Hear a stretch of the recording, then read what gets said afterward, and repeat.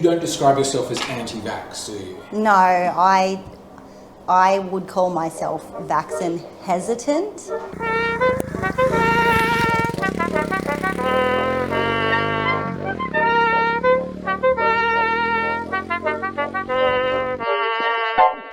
G'day guys, welcome back to the channel. As you can tell, it's a bit of a different episode this week. We're having Vax Chats, chats about vaccines with a mum. So we've taken our bikes up to Wiseman's Ferry. We're going to do some tooling around off-road, and then we're going to exploring Persuasion, really.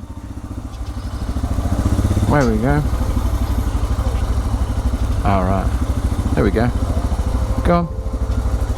Because as you can tell, as inexpert as I am at riding motorcycles, I'm also inexpert at persuading people. So we're going to be learning by doing a bit of both.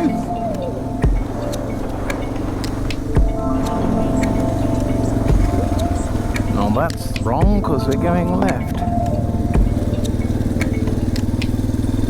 First of all, thank you very much for having us. Having us back after we lost the footage the first time. Oh, I guess we should be doing an intro for the video we're making. We rose at the crack of dawn. Exactly, as I said, the crack of dawn. We're going to meet later on this afternoon with somebody who wants to remain nameless and anonymous. And she describes herself as vaccine hesitant. Have a sort of fun, provocative, informative, maybe vaguely challenging discussion about going to go up the sandy bit just to experience a bit of the wibbliness. Road ahead is unsuitable for large vehicles. Well, oh, look at that. Look at that. Oh. Oh, I'm gonna have my culinary. I just never calculated what cooking dinner was going to be like. It wasn't until yesterday that I suddenly went, oh, despite Liz deciding what we're cooking, it's going to have to be me doing the cooking. Cut it in half the other way first. Yeah, that's what I thought. Cut it in half. Now and then put them both flat and yep. And what would you say is the chief difference between somebody who's anti-vax and somebody who's vaccine hesitant? Oh, I just don't like the connotations of anti-vax. I mean, people hear that word and they've already got their mind made up about what sort of person you are if they hear that. You up for giving this a go? Looks like it's a bit tricky.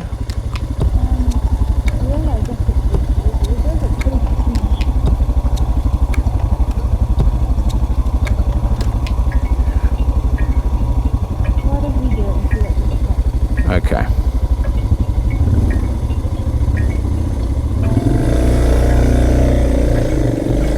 Oh, not good seating position. There we go.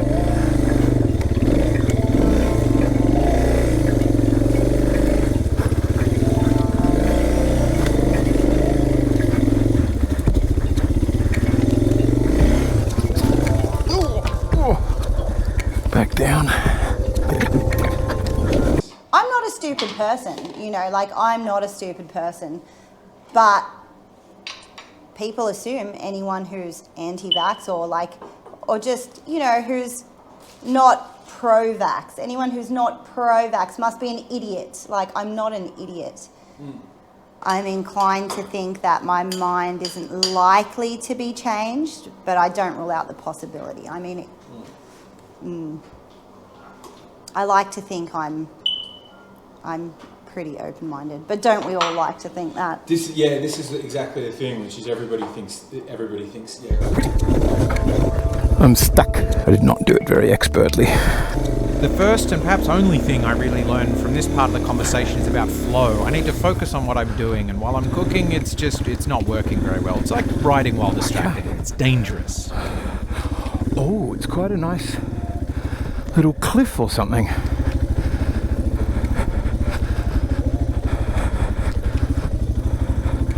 Oh wow, okay, drone shot. But there's another way for you to get up here. Yep, let me just go around, I'll come and meet you. I think I'm 90% this road's going to meet you. I didn't like needles when I was a kid. My mum made me get them, as parents do.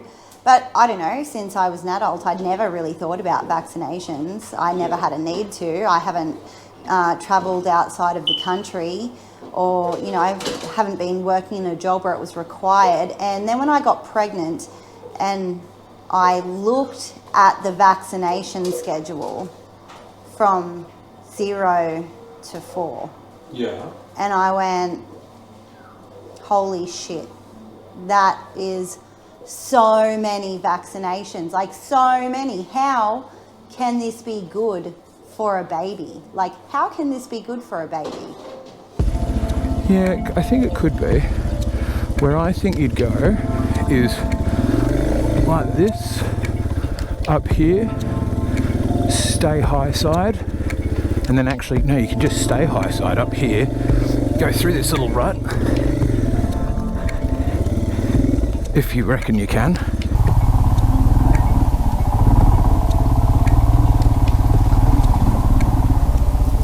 So where I came down was over there, where I went up was just trying to keep my tyre in that.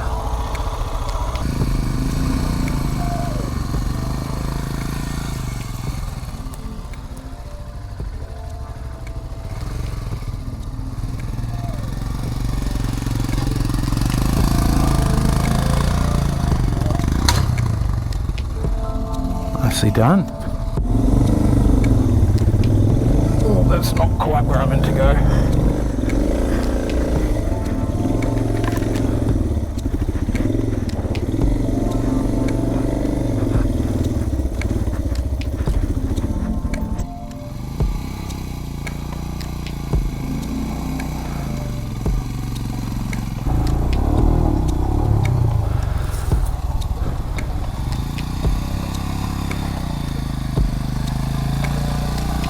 Nice, beautiful, beautiful.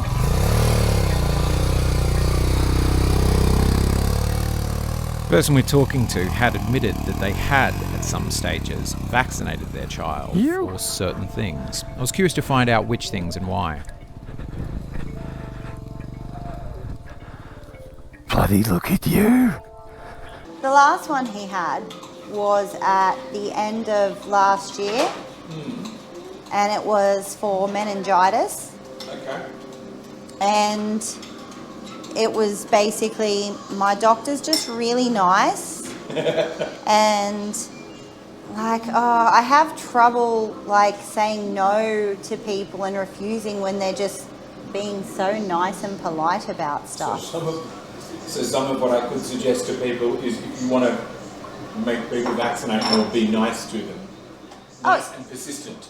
Yeah, nice and persistent, that would help. Right. So let me just pause here because I need more instructions from Lucy. oh wow. Yeah. Oh wow. Well, a bit worth it, isn't it? It's quite an important point, isn't it? And that is, if you want to persuade someone, be nice and persistent. Don't make them feel like an idiot. Don't make them feel so much like you think they're an idiot that they have to continually, repeatedly say, I'm not an idiot. Because being made to feel like an idiot doesn't make us want to change our opinions. And the point is particularly relevant if you consider that us pro-vaccine people are claiming that we're on the side of evidence and reason. Well, the evidence is here and it's clear. Making people feel stupid or less than doesn't work. Just be nice and persistent. The thing is, like, I didn't have a pukey baby, and I went from not having a pukey baby to a baby that was puking up the majority of every feed. So I attributed that to the oral vaccine. Whether that is the case or not, I don't know. A friend of mine said that concern with the GP because you'd said you've got quite a good relationship with your family GP. Oh, she tries to get me to get vaccines. Like every time I'm there with my child, she's like, has he had any vaccines? You know, you're going to get one today. Yeah. What about this one? What about we just do this one today? She's really sweet, but I'm really difficult to deal with. I'm going to take what I think to be the easy line.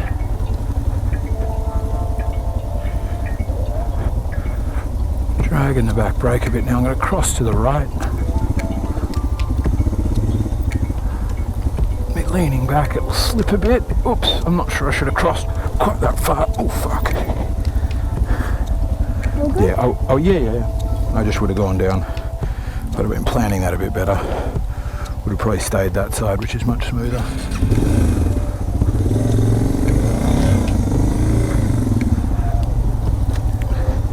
Extreme high side again. And then straight over the rocks.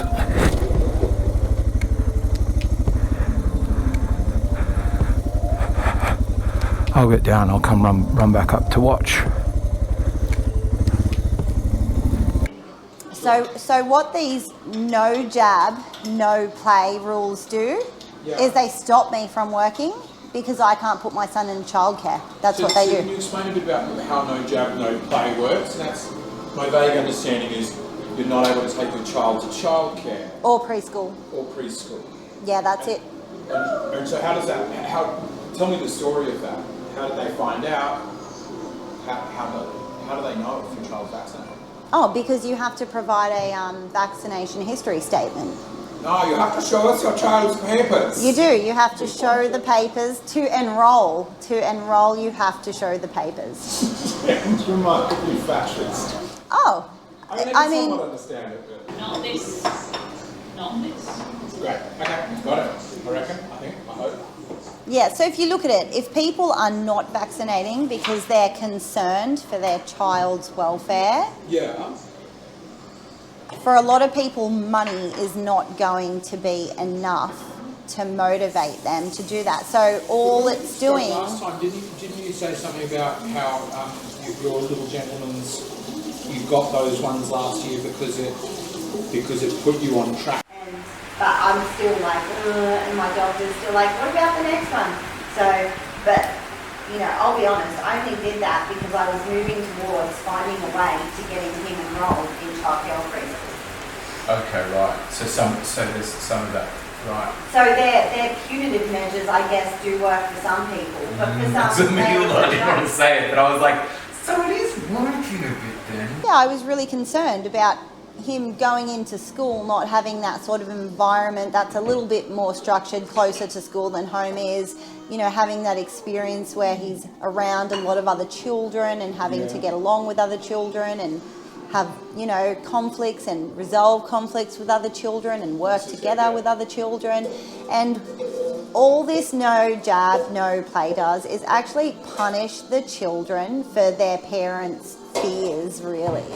I mean, it's just denying the children an opportunity, and in many cases it's denying people an opportunity to actually work, to have time away from their children, which actually can be important. That can be an important thing, you know. If That said, I'm sure you'd be sympathetic to the view that other people would say, well, I don't feel comfortable. Like if they believe vaccines work and are safe, like I'm sure you would understand their thing of like, I don't want to think that there's an unvaccinated. no, I'm not sympathetic to that at all. Not at all. No, I'm not. I'm not, because really, you know, vaccinated children can still contract and spread illnesses. They're still, like, the viruses that they get are still transmissible. It's just that, you know, obviously the vaccine is going to make them less likely to be colonized by this thing, disease, virus, whatever. So their symptoms are going to be less severe. You do agree that vaccines work? Oh, I understand the function of them. I'm just concerned about the side effects. Okay. Like, and it may or may not happen, but what if it happens? What if it happens? That's where I get, and that's where a lot of people get to, is what if?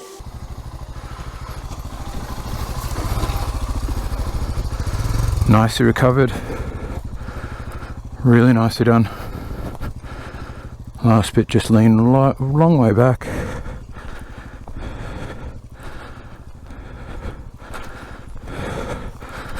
That was really impressive. I hope the GoPro catches it, but Did you want to set up the camera for the lounge while we eat? bloody.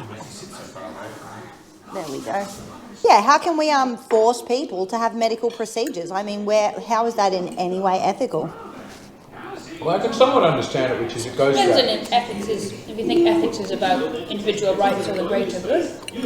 But it's usually, even when it's about individual rights, we generally go, the idea is you're free as you can, you're free as you want to be, except for freedom that might impinge on others' freedom. So you're free to have fist fights if you want, but not with people who don't also want to have fist fights. So like there's that idea that their autonomy, like the sort of in the case of the no jab, no play stuff, the other children in the yard, particularly if they're immunocompromised, should have their autonomy.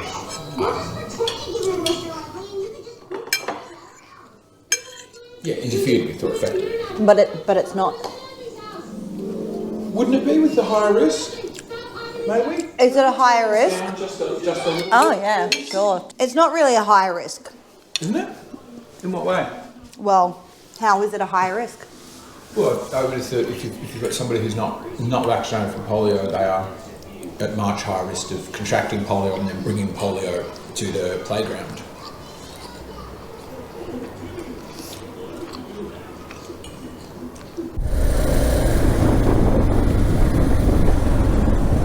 What the There's a dude in there having a shower. He lives in a shipping container. Look to your right when you come past that thing. Slow down and give it a good look.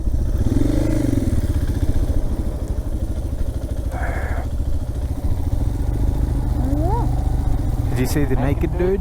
No. Oh, you missed out.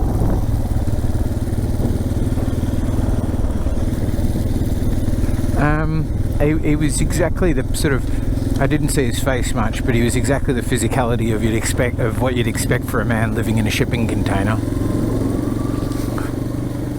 And we've got one last question we'd like you to answer at the end in the comments. But before then, we just want to thank you very much for watching this very long, admittedly quite weird video. If you've enjoyed it and you want to see more of our upcoming motorcycle videos where we're doing more of the off-roading and less of the chatting, or if you've got an idea of who we could talk to, please get involved and let us know. Hit subscribe, ring the bell, and riddle me this. I think the point you made that we all see ourselves as open-minded is a really interesting point, because just the other night, just last night actually with Liz, I was saying, what was the last time you remember changing your mind on something? And both of us just struggled. We were struggling to think of a single thing we'd changed our mind on recently.